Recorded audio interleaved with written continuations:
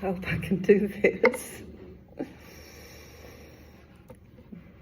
Ric Masten, I've done my whole series of sermons on songs, phrases from his song, Let It Be a Dance. That's what I'm doing this year.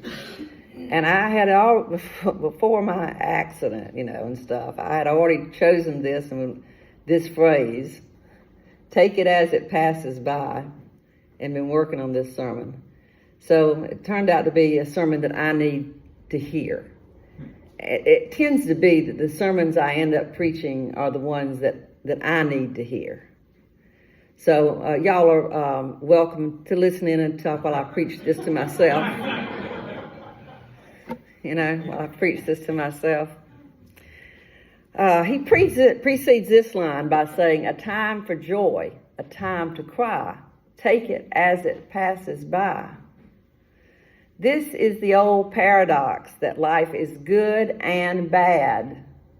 Rick says we should take it all and dance with it.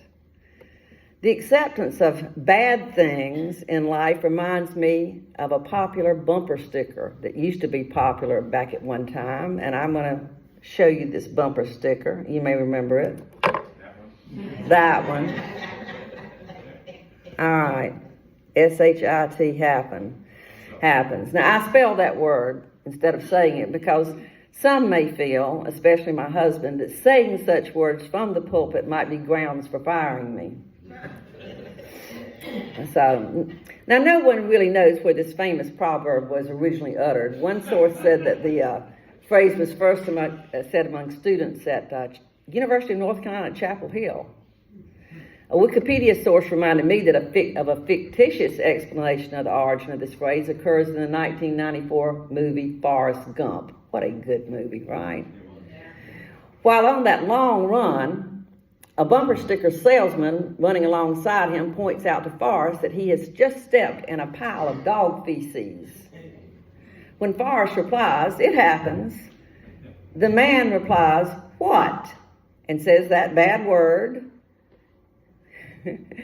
As if that's what it is. And Forrest replies, sometimes. The man is then inspired to create that famous bumper sticker. Then later, all these lists came out that shared how this concept is expressed in all religions and worldviews. There it is on the back of the car. Now, I'm going to share some of these with you all, but to avoid having to spell this word out each time, I'm going to substitute the word stuff. Stuff. But when I say stuff, what stuff I mean. Okay? All right. Here we go. Taoism. Stuff happens, so flow with it. Buddhism. Life is stuff happening, so let go. Islam. If stuff happens, it is the will of Allah. Hinduism. I've seen this stuff before. Presbyterian, stuff is predestined to happen. Calvinism, stuff happens because you don't work hard enough. There's more. Wicca, what stuff goes around, comes around again.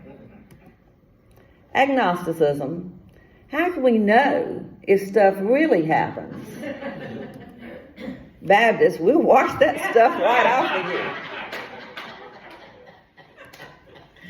you. Judaism, why does this stuff always happen to us? Unitarian Universalism, come let us reason together about this stuff, and perhaps your minister will create an interpretive dance exploring it.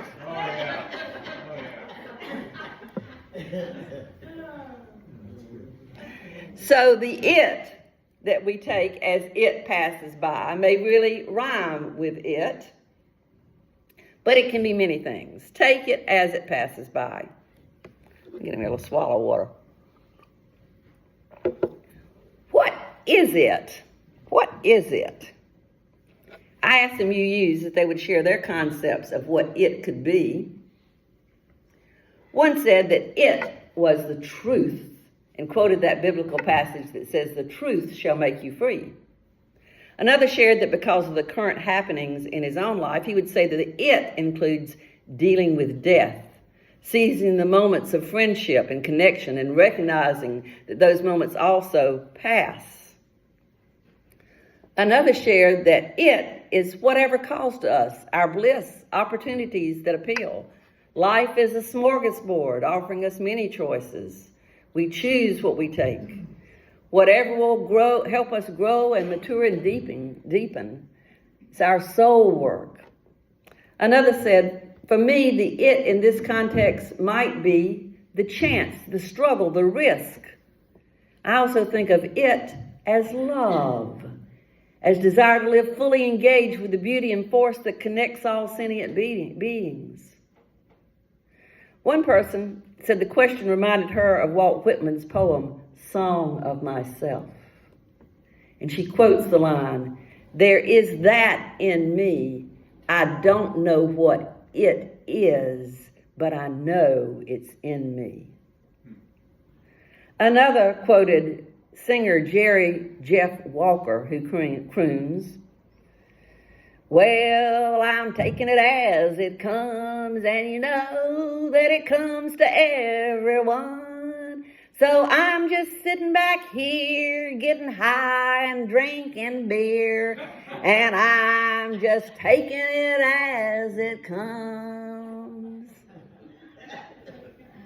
And then the last but not least, there's one who says there's some it's that they don't want to take. Some it's they don't want to take. And they share, and you can join in with me with Twisted Sister, and singing, "We're not gonna take it, we're not gonna take it, we're not gonna take it anymore."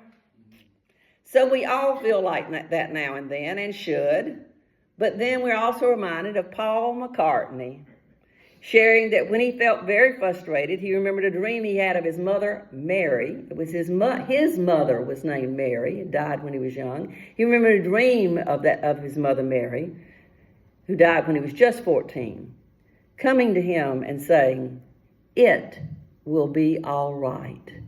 Just let it be." And of course, that was the inspiration for the Beatles song, "Let it be, let it be, let it be, let it be. Whisper words of wisdom, let it be." Well, many of these ideas bring to mind the mind. Mindfulness is also a concept that we began to hear more about in the 70s, and the idea that we needed to be more mindful of the here and now. The here and now. I can close my eyes and see the words in yellow chalk on that green chalkboard now. I was taking a graduate education class in the Carroll building at Georgia Southern. I honestly don't remember what class it was. I don't remember the name of the teacher. But I do remember that night we had a guest speaker, and that speaker went to the board and wrote in huge letters this simple phrase, "Be here now." And perhaps like many others who heard those words, including George Harrison, that was an aha moment for me. It's stuck in my memory, that green chalkboard. Be here now. The author of Be Here Now, published in 1971, was a fellow by the name of Ram Dass. Here's some information from his website biography. Ram Dass first went to India in 1967. He was still Dr. Richard Alpert back then. He was already a preeminent Harvard psychologist and a psychedelic pioneer along with Dr. Timothy Leary. You remember hearing about this, some of you? Absolutely. Okay. They had all these experiments, which were then legal at the time, with psychedelic research. He had continued his psychedelic research until that fateful trip in 1967 when he did travel to India. Now, in India, he met his guru, Neem Karoli Baba, affectionately known as the Maharaji. And the story he tells in his book is that he gave the Maharaji some psychedelics to see how he reacted to a trip, okay? After a few moments, the Maharaji asked for another. Give me another one. And then another. Much more than one would normally be able to take. And after sitting with a smile on his face, he said, "It's good, but not as good as meditating. With meditation, you can constantly be in the flow." Alfred then continued to meditate with him and receive lessons from him and receive his new name, and did not need psychedelics anymore. He just needed to be here now. On February 19th, 1997, Ram Das suffered a near-fatal stroke, which left him paralyzed on his right side of his body, with expressive aphasia limiting his ability to speak, along with other challenging ailments. The after effects of the stroke once again changed his life and vastly altered his ability to share and teach. In 2004, following a life-threatening infection, Ram Dass was forced to curtail travel and focus on recovering his health. So people came to him for these lessons. He had retreats on Maui, and then later the internet became his vehicle for his sharing. Ram Dass continued to practice what he preached. He continued being here now with those challenges, continued to write and teach. In these writings, Ram Dass explores what it means to be in a constant state of love and offers teachings on how to integrate this into one's spiritual journey. So in the end, it came around to love for Ram Dass and for many of us as well. He died on December 22nd, 2019 at his home in Maui at the age of 88. Of course, Ram Dass is just one of many prophets and gurus through the ages who tried to address the paradoxes of the world, including the principal problems of theodicy. You know this word, theodicy? Theodicy is about questioning the conundrum of why, if the universe was created and is governed by an all-powerful God who has a good and loving nature, there is nonetheless so much suffering and pain in it. You know, how could this be? If God is all-powerful and all good, can he allow these painful things to happen in the world? Another famous author is Jewish Rabbi Harold Kushner. I had the privilege of hearing him speak at Georgia Southern many years ago. This is back when universities would bring in these prominent people who were kind of on the edge of things and somewhat controversial according to some people, but they thought it was good for students and faculty and people to hear from folks who might have a different viewpoint. You know, back when universities did that. Because they're not, you know, I'm afraid they're not going to be allowed to do that kind of thing anymore. But I was fortunate when they still were doing those kind of things that they brought in Harold Kushner. Kushner is the author of the bestseller, When Bad Things Happen to Good People. Kushner struggles in the book with, guess which story? The story of Job. He looks at the story of Job and tries to figure out how to make sense of that. And in the end, he ends up reinterpreting the story. And he ends up letting go of the idea of an all-powerful God in order for the world to make sense to him. But he holds on to the loving God. Now, some of us has done that as well. And some of us have also let go of Job's God altogether as we tried to make sense of the world. But regardless of your own theology, We can all learn from Job's story. One reason I told the story of Job to the children is because they need it just for cultural literacy.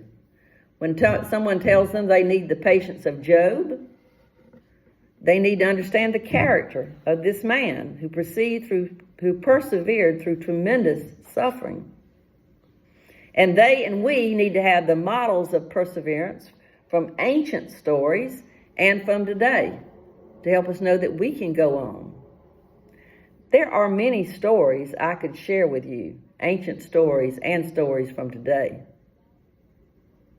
But I'm not going to, because my bet is if you've lived any time at all, you've probably lived through your own Job stories, where things get so bad for you, you are uncertain of how you can persevere, how you can go on. But here you are here, in person or on Zoom. You're here. And here I am too, broken and bruised, but I am here now, taking it as it passes by. Yes, we can take the pain and take the hope, but we can do more. One problem I have with the phrase, take it as it passes by, is it seems to be too passive. As if life goes by and we just partake of it. But that is not the case. I believe that we don't just partake of our lives, we make our lives, we create our lives. How we deal with difficulties and how we attempt to help others does make a difference in the world. And if we don't make and create them, at least we dance with our lives, like Ric Masten says. We don't have to sit back against the wall and just take it. We can do what we can. We can make a difference. Did you know that the UUCG Manor House team, which some of you are on, provides hundreds of lunches every month for hungry and often homeless people in Bruswick? We have others volunteering with organizations all over this region, helping make this world a better place, including some things I just found out from Diane that happened yesterday that Kent was involved with. I'm going to quit calling names, but because all of you do these things, you're all out there making a difference with our world and with people, helping to bring some beauty and art to the world, even some drama and enthusiasm and joy with music. You are doing these things. What we do here at UUCG for these children that we just saw and for our adults makes me smile with pride. Smile with pride. Yes, our actions change the course of our lives for ourselves and for others. In a community we have here at UUCG, we can and we do make a difference. Now, most of us don't have the same theology of Job, but perhaps we have a big G too. Perhaps we have a big G. Some may call it God or goddess. For others, it may be the goodness within each of us or the goodness in others that we connect to in life. Or perhaps it's the grand universe itself. Or maybe it's Gaia. Gaia, oh Gaia. Gaia, Gaia, Gaia. Gaia, oh Gaia.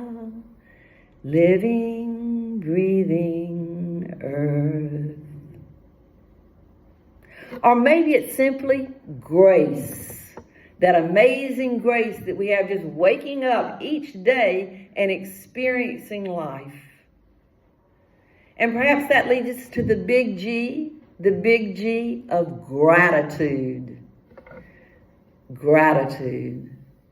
Regardless of what is sacred to you, through the good times and the bad, I hope that today you can recite with Job and me that praise phrase, blessed be to big G.